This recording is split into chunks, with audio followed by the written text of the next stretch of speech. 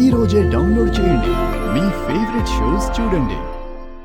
ఏంటో దేవుడు కొందరికి ఇలాంటి కష్టాలు ఇస్తూ ఉంటాడు. పర్లేదు బాబాయ్, నా బాగోగులు చూసుకోవడానికి నాకొకరున్నారు. ఎవరమ్మా? మా లక్ష్మి. మా అమ్మగారు చనిపోయిన తర్వాత మా అమ్మల లక్ష్మి నన్ను చూసుకునేది. నేను లక్ష్మి వాళ్ళ ఇంట్లోనే ఉండేదాన్ని.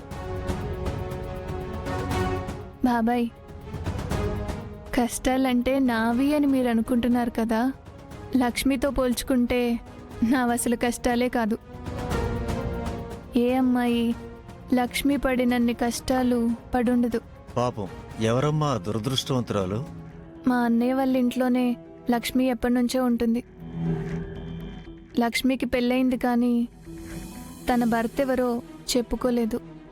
అయ్యయ్యో, అదేంటమ్మా? పెళ్ళైతే భర్త గురించి చెప్పుకోలేకపోవడం ఏంటి? అదే బాబాయ్, లక్ష్మి కర్మ. లక్ష్మి పెళ్ళి నన్ను దత్తత తీసుకున్న మా అన్నయ్యతోనే జరిగింది. ఆ విషయం మా అమ్మ చనిపోయే ముందు నాకు చెప్పింది. కానీ వాళ్ళిద్దరికీ పెళ్ళయిందని ఇంట్లో వాళ్ళకి తెలీదు. కోడలిగా చూడాల్సిన లక్ష్మిని పని మనిషిగా చూస్తున్నారు.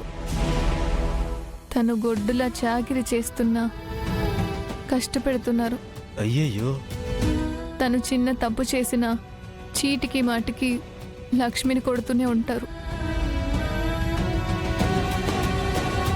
అయ్యయ్యో, ఒక అమ్మాయికి ఇంతకంటే నరకం ఉండదు కదమ్మా.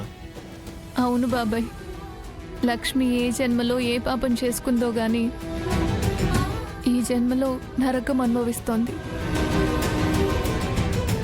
నేను ఇంతకు ముందు లక్ష్మి మా అన్నయ్యతో పాటు ఉండేదాన్ని.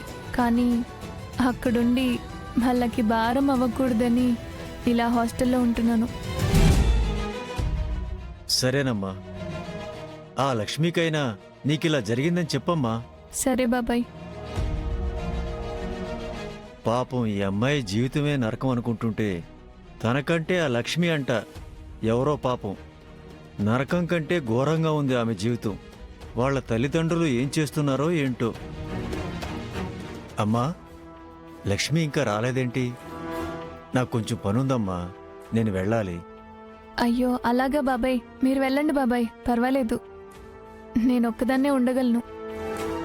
పర్వాలేదమ్మా, నేను ఒక్కదాన్ని ఇలా వదిలేసి వెళ్ళడం నాకు ఇష్టం లేదు. ఉంటానులే.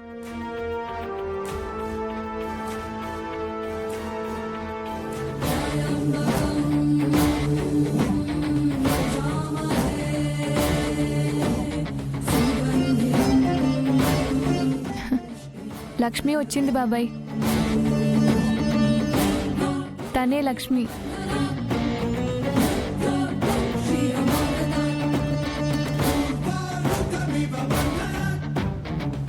ఎవరమ్మా? అదిగోండి బాబాయ్, ఆరెంజ్ కలర్ ఆఫ్ సారీ వేసుకుందే తనే.